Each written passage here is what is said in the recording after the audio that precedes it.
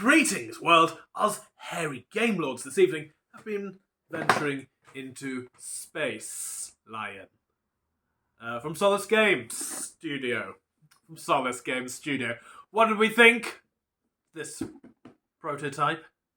Come with us and find out.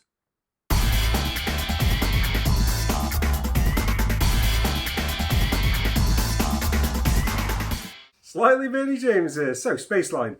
The basics of Space Lion is you are an army. You could be Leon Army Red or Leon Army Blue. We've only got two armies and they're both called Leon Army, Space Leon. And there are a few other ones when they're all asymmetric, and I really, really like the idea of that. But in Leon Army, this is the blue one. You've got 7 cards with different numbers at the top, and they've got some... I think somebody's probably going to mention the artwork, which is very nice. And you've got all of these kind of like abilities at the bottom here. So essentially, between the two players, we played it a two-headed one-on-one. So 4 people, 2 on each team. Yeah, it's a two-player game, the one that we played, but we played it before. So you've got 3 paths between the two players.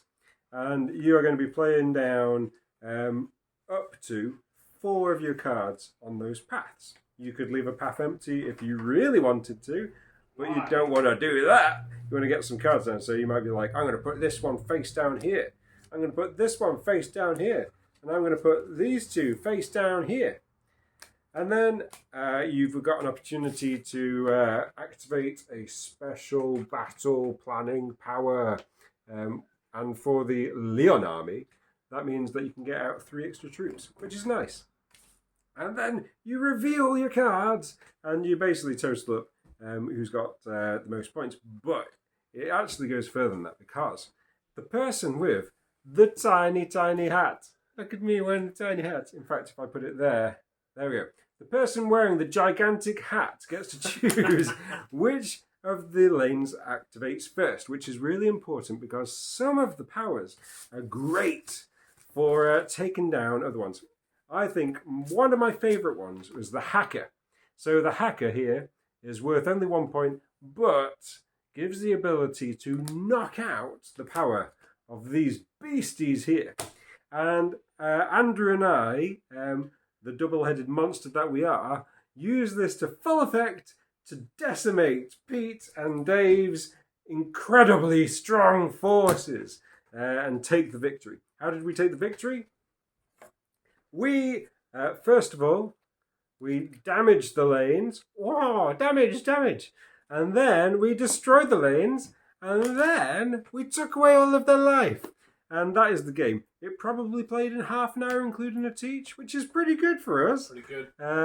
And Andrew and I had a great time, but that's because we absolutely smashed it and didn't get scratched. We took a scratch. We got a scratch. We did a scratch. A little scratch on our back. Thank you very much, Dave and Pete. So I really like, the thing in this game that I really like is the way that you are kind of second guessing the other players. And so you're thinking, right, I want to get my Hacker out at the right time to counteract those strong units that they've got. But I also want to give myself the flexibility that the Soldier gives. Where's he gone? Oh, he's somewhere. He's probably on the floor. The Marine, because the Marine can move. Oh my goodness, yeah. I really liked getting in their heads and just messing things up. So I would love to see what the other armies are like, but we've only got Space Leon today. So yeah, I enjoyed it. Pete the Hipster King here with my thoughts on Space Lion. I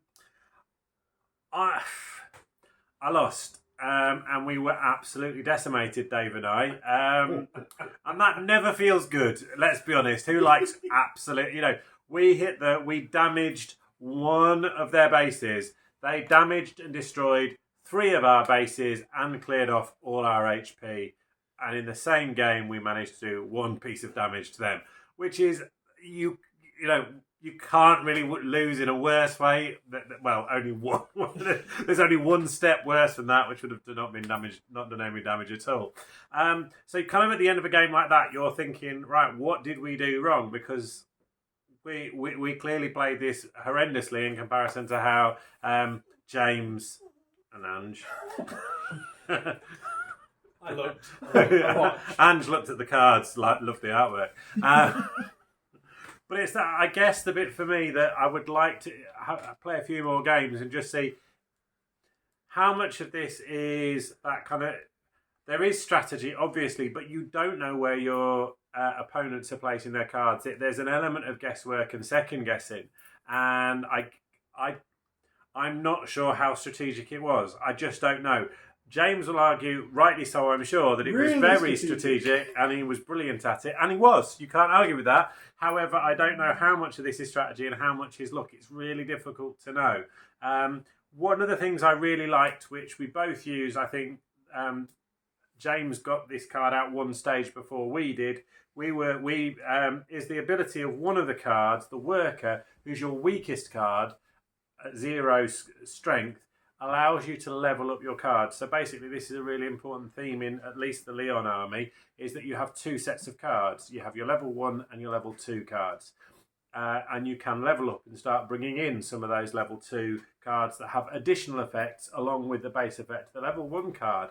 So that brought about some additional powers and things that made it really, other cards become really useful. And I really like, so they were using that card a lot, getting the worker out to level up their cards. We did the same, but possibly leveled up the wrong ones and just chose those wrong paths, those wrong lines. I'm just not sure whether that was strategic or just luck. And I think it would take a few more goes. James still saying it's strategic. I don't know. Dave might have a view. I'd be interested. I'm sure Dave will have a view. It is a good game. It plays quickly, teaches quick. It makes sense. Kind of that whole idea of exhausting cards. There are lots of battle card games that do that. So when you use a card, you can't pick that card up until the round after the next one. So you've got to try and plan ahead a little bit. But actually, the cards were turning over pretty quickly. So that. The other thing is, if you play one card into a row, that card, whether you win or lose, is coming straight back to your hand. If you play 2 cards into a row and group them, those are going to be exhausted. So going for that extra power play of putting 2 powerful cards together or 2 cards together to try and win a row, you're going to lose those for the next round, which can be quite painful. And there are cards that also, as an attack, also exhaust your opponent's cards. So there are a few things to think about. I liked it. I'm not sure I loved it, but that's because we got absolutely hammered, and and you're then wondering how did we get it so wrong? Usually games like this are relatively close. It wasn't close at all, but I don't know where we went wrong. Well, bearded lady here, I went right in choosing James as my crew member and watching him annihilate the other team. Fantastic. So, this game, I don't know whether we can really talk about components because it is such a prototype game, but what we've got here in terms of the prototype, some really nice components. The board, this is the player board. It feels very nice and glossy. I do like the size, the kind of tarot card size of the playing cards that you're playing with. Love the artwork on there. Absolutely fantastic. We were given just the one army, blue and red team, so it'd be great to see the artwork on the other armies as well. So yeah, really nice. Love the artwork. Even love the box artwork as well. Look at that. Ooh, proper cool. Almost feels like there could be a great comic lore book created with backstory and everything for these. So yeah, good game. It feels, for me, it felt like a lot like Radlands that I have up here, but in terms of a sci-fi feel rather than a post-apocalyptic feel. I enjoyed the game. We did win. There was not loads of banter around the table because often when there's a losing or a beating that's happening so much, some salty tears can be shed, and it drains the banter. Not from me and James. But the level up cards were really, really nice. That worker, although he looks, although he can be like, rubbish, he's only 0. The fact that he can level up cards, and what's great is that the level up takes place there and then. So you can level up a card that's already in play. At least that's how we were playing it. I don't know whether that's Says wherever it may be. fantastic. So I really liked that. So sometimes we didn't realise what they got. Obviously, we didn't realise what they got down. But in the reveal, we were like, "Cool, we can now level up, and our card will now actually defeat what would have not, which we wouldn't have been able to get a win on before." Good, really, really liked that. Yeah, game plays through nice and quickly. Doesn't outstay its welcome on the table. So yeah, if you like stuff like this, if you like the sci-fi, if you like great artwork, if you like a game that doesn't outstay its welcome, it's cool. It plays 2 to 5, which is great, especially if your gaming group just goes over into the 5th member. What's cool is that when you're playing in a bigger game than 2 players or teamed players, then there's a cool mechanic in how you attack everybody sat around the table. That's pretty cool. Although there is player elimination, we figured out that actually you're not going to be eliminated for long because of the way that it plays.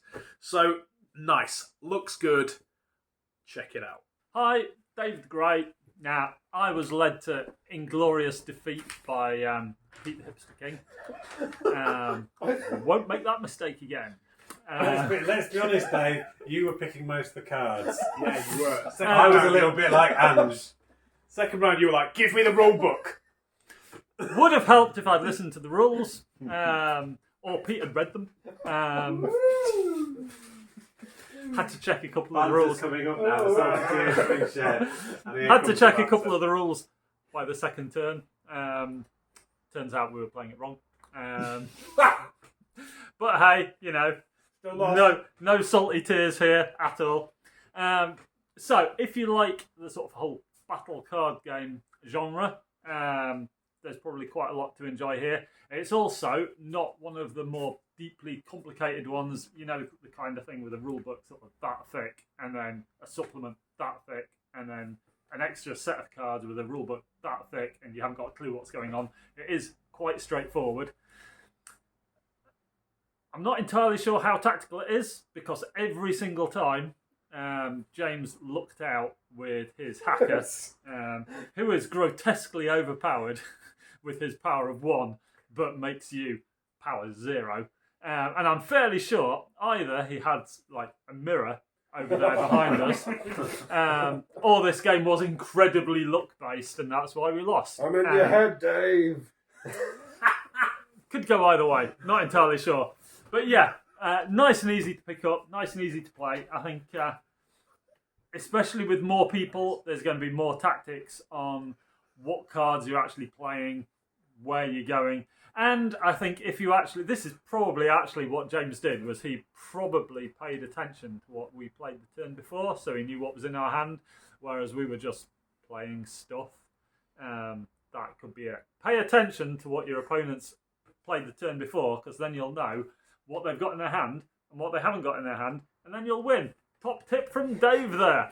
So anyway, if you like that kind of like nice entry-level battle card game, there is quite a lot to love in here. The artwork, as Ange said, is quite reminiscent of some sort of 2000 AD artwork. So if you like that kind of thing, check it out as well. Lots to love. So yeah, coming to Kickstarter soon. Give it a try. And like and subscribe down there. You know what to do.